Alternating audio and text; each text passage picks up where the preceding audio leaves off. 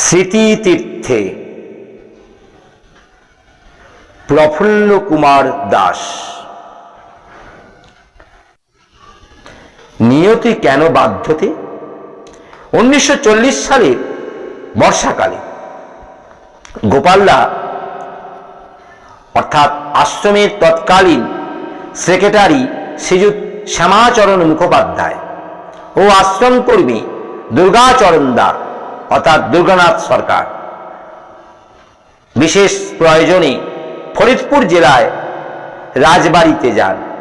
শ্রীযুত প্রমথনাথ গঙ্গোপাধ্যায়ের কাছে যাওয়ার সময় শ্রী ঠাকুর তাদিগকে পই পই করে বলে দেন, 3রা আগস্টের মধ্যে আশ্রমে ফিরতে কিছুতেই যেন দেরি না করেন। দুজনেই সেই সংকল্প করে রওনা দেন। গোপালদা রাজবাড়িতে গেলে প্রমথদা তাকে নাচরবান্দায় ধরে পড়েন। তার এক প্রিয়জনের চাকরির জন্য একবার কলকাতায় গিয়ে তদবির করতে। গোপালদার মিষ্টি মধুর মনোমুগ্ধকর ব্যক্তিত্বের দরুন তার অসাধারণ প্রভাব প্রতিপত্তি ছিল হোমরা চোমরা সাহেব সুবাদের মহলে। যা হোক, গোপালদা বললেন, ঠাকুর 3 তারিখের মধ্যে আশ্রমে ফিরতে বলেছেন, তার অন্যথা করা আমার পক্ষে সম্ভব হবে না। গোপালদার অমনমনীয় মনোভাব দেখে প্রমথদা দুর্গাচরণদাকে বললেন, গোপালদাকে বলে কই রাজি করাতে। কলকাতায় যাওয়ার খরচ বাবদ প্রয়োজনের অতিরিক্ত টাকা তাঁর হাতে গুছিয়ে দিলেন। বললেন, আমি টাকা কিছুই বেশি দিলাম, আমার অনুরোধ কলকাতা থেকে আশ্রমে ফেরবার পথে ফুলমার জন্য একখানা পছন্দসই শাড়ি নিয়ে যাবেন। প্রমথদা চতুর মানুষ, তিনি জানতেন কাকে দিয়ে কেমন ভাবে কাজ বাগাতে হয়। ফুলমা দুর্গাচরণদার দ্বিতীয় পত্নী, তাকে খুশি করবার ধান্দায় তিনি সর্বদা এক পেয়ে খাড়া। এই মোক্ষম ঔষধ পড়ায় দুর্গাচরণ প্রচন্ড যাজন শুরু করে দিলেন গোপালদাকে। গুরুভাইদের সেবা সাহায্য করা তো ঠাকুরের নির্দেশ। আপনার অমুক সাহেবকে বলে দেওয়ায় একজন বেকার যুবকের যদি চাকরি হয় তাহলে মালিক দারুণ খুশি হবেন। আর আমরা তো কলকাতায় দেরি করব না। আপনি সাহেবের সঙ্গে দেখা করতে যতক্ষণ, তারপরের গাড়িতেই তো আমরা সোজা পাবনা রওনা দেব। গোপালদা বললেন, ঠাকুরের আদেশটা লঙ্ঘন করা কি ভালো হবে? দুর্গাচরণদা বললেন, গুরু ভাইয়ের আপদে বিপদে বুক দিয়ে পড়ার কথা তো ঠাকুর নিত্য বলেন, সেটা আপনি ভুলে যাচ্ছেন কেন গোপালদা? আপনি তো মহাপণ্ডিত বোদ্ধা ব্যক্তি, আপনি ঠাকুরের আদর্শের স্পিরিটটা বুঝে চলবেন তো। এতে দেখবেন ঠাকুর আপনার উপর বেশি খুশি হবেন। অজ্ঞতা গোপালদা দুর্গাদা একসঙ্গে কলকাতা রাত্রির গাড়িতে রওনা দিলেন। ওই দিন ভোর রাত্রে মাঝদিয়া স্টেশনে ট্রেন কলিশনে গোপালদা দুর্গাদা আরো অনেক যাত্রী মারা যান। এতে শ্রী ঠাকুর একবার ভেঙে পড়েন। নিদ্রা ত্যাগ করে শ্রী ঠাকুর অবিরাম দিবারাত্র উচ্চস্বরে রোদন ও বিলাপ করতে থাকেন। তার গলা ভেঙে যায়, তবু ভাঙা গলা নিয়ে উচ্চস্বরে কেঁদে চলছেন। এতখানি শোক করার শক্তি একমাত্র তাঁতেই সম্ভব। তিনি যে অতন্দ্র ও অনন্য, সর্বব্যাপারে তার ক্রমাগতির মাত্রা অকল্পনীয়। মানুষের ডাইমেনশন নিয়ে পেরিয়ে অনন্তকালোকের তার নিত্যস্থিতি। আমরা কোটি কোটি লোক তার কাছে এসেছি, আমি তো চুনোপুটি, কিন্তু শ্রী শ্রী বড়মা মহারাজ বরদা কেষ্টদা মতো মহানরা কেবল বলেন, তার পদক নখ করার যোগ্য হতে পারলাম না। পুরুষোত্তমের কৃতি আচরণ তিনি না বোঝালে বোঝে কোনজন। গোপালদা দুর্গাদা মারা যাওয়ার পর আশ্রমে গুঞ্জন উঠল, গোপালদার মতো ভক্তরাজের এভাবে জীবন অবসান ঘটল কেন?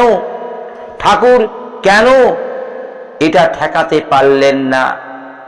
ঠাকুর তখন বলতেন, গোপাল, দুর্গাচরণ গেল, সেইটি মানুষ দেখেছে, কত যে জমের হাত থেকে রেহাই পেয়ে যাচ্ছে তা তো আর কেউ দেখছে না।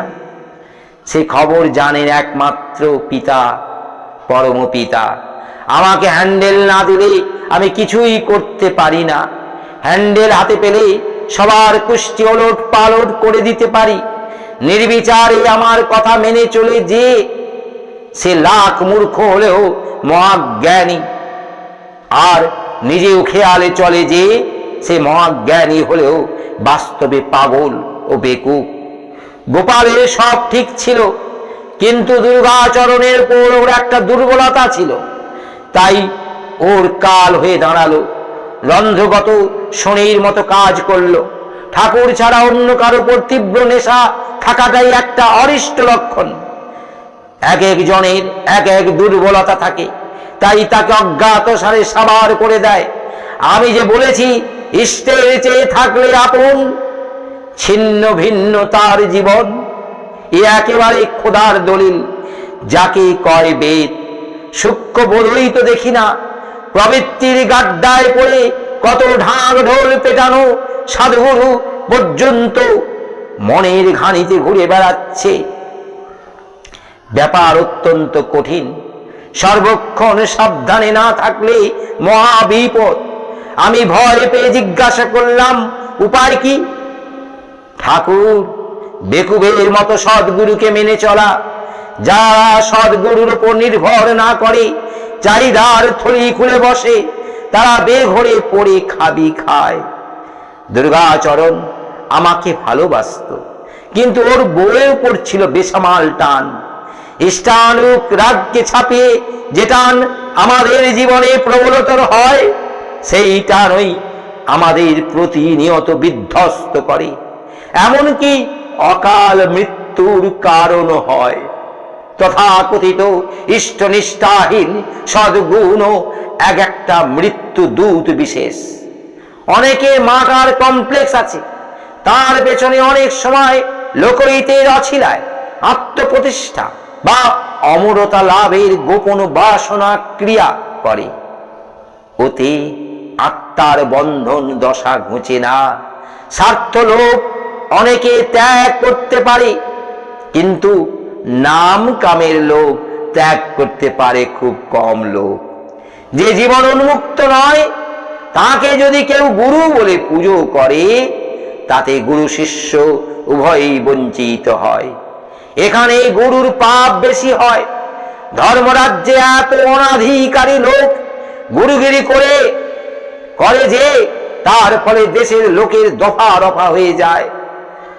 যেখানে সেখানে দীক্ষা নেওয়ার চাইতে মাতৃভক্তি পিতৃভক্তি নিয়ে ভগবানের স্মরণ মনন করা অনেক গুণে ভালো। কুলগুরুর কাছে দীক্ষা নেওয়া চলে অভ্যাসটা বজায় রাখার জন্য।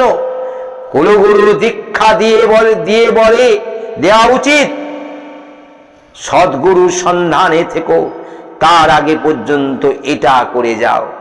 তবে সদ্গুরু বা পুরুষোত্তমকে পেয়েও যারা দীক্ষা না নেয়, তারা কিন্তু ঠকে যায়। তিনি তো আর নিত্য আসেন না। পেয়েও ছেড়ে দেওয়া মানে মন, মায়া, কাল ও প্রবৃত্তির ঘাড়িতে আরো শত সহস্রবার ঘোরা। সবচাইতে বড় সৌভাগ্য তিনটি: মনুষ্য জন্ম, মুমুক্ষুত্ব অর্থাৎ প্রবৃত্তি ও কামনা বাসনার হাত থেকে রেহাই পাওয়ার জন্য ব্যাকুলতা, আর হলো সদ্গুরুর কাছে আত্মসমর্পণ অর্থাৎ তার দীক্ষায় দীক্ষিত হয়ে তাকে অনুসরণ করে চলা। আমি ঠাকুরকে বললাম, দীক্ষিতদের চাইতে কিছু কিছু অদীক্ষিত লোক অনেক বেশি সৎ, অনেক উদার। ঠাকুর বললেন, মরালিস্ট লোককে সৎ ও সুধী লোক বলে মনে করো না। আবার বললেন, মরালিস্ট লোককে সৎ ও সুধী লোক বলে মনে করো না। সে নিজেকেই ফলো করে, তার মধ্যে মন্দ যেগুলি থাকে সেগুলির উপরে তার খুব মমতা থাকে। এতে আত্মপরিক্ষীণ হয়, বিবর্তন বা উন্নয়ন হয় না। ইগো অহংয়ে তখন হয় আইডিয়াল আদর্শ। এরা যতই হোমরা চোমরা হোক, এদের জীবন ইনকনসিস্টেন্সি, অসঙ্গতিতে ভরা। এরা ছোটখাটো পাগল। সর্বদাই এরা আত্মসমর্থন করে। এরা গুরুর মতো মান্য পেতে চায়, কিন্তু কাউকে মানে কমই। এরা নিজেদেরকে এমন করে সমর্থন করে যেন এরা আদর্শ পুরুষ এবং সবার তাদের মতো চলা বাঞ্ছনীয়। নরম্যাল অর্থাৎ সহজ মানুষ হলেও এরা কিন্তু প্রকৃত প্রস্তাবে অ্যাবনর্ম্যাল, অপ্রকৃতিস্থ। কখন যে এদের নরম্যালিটি, স্বাভাবিকতা হারিয়ে সাইকিয়াট্রিস্টের পেশেন্ট, রোগী হতে হয় তার ঠিক নেই। তাছাড়া টোটাল অ্যাডজাস্টমেন্ট অফ লাইফ, সামগ্রিক জীবনের বিন্যাস এদের কখনোই হয় না। এদের আপনজন যারা, তারা টের পায় তাদের সামলানো কি কঠিন ব্যাপার। উত্তম বৈদ্যের মতো এদের বুকে হাঁটু দিয়ে দীক্ষা দিয়ে দিবি। আমি বলি, তাড়াতাড়ি অন্তত 10 কোটি লোককে দীক্ষা দিয়ে ফেল। তাদের পেছনে লেগে থেকে যজন যাজন ইষ্টভৃতি ও সদাচারে অভ্যস্ত করে পরম পিতার নামে ধুম মাচায়ে দাও। বজ্র নির্ঘোষে ইষ্টকৃষ্টি ধর্ম ঐতিহ্য ও বৈশিষ্ট্যের জয়বার্তা ঘোষণা করো। মানুষের কাছে হাটে মাঠে ঘাটে বাজারে বন্দরে তার গৃহপ্রাঙ্গণে কেবল ভগবত ভক্তির জ্যোতির্ময় ব্যঞ্জনা প্রকট করে তোলো। নিজেদের নির্মল চরিত্রের নমুনা দেখিয়ে দেখতে পাবে পাপের জঞ্জাল করে খাক হয়ে যাবে। বৈদিক ভারতের হোমশিখা জ্বলে উঠবে সর্বত্র। ভারত আবার দেবভারত হবে, জগতের গুরু হবে। পৃথিবীর কোণে কোণে ঋত্বিক, অধৈর্য, যাজ, উদ্গাতার দল ছড়িয়ে পড়ুক। সত্তাবাদের বিজয় বৈজয়ন্তীকে ঊর্ধ্ব আকাশে উড্ডীন করো।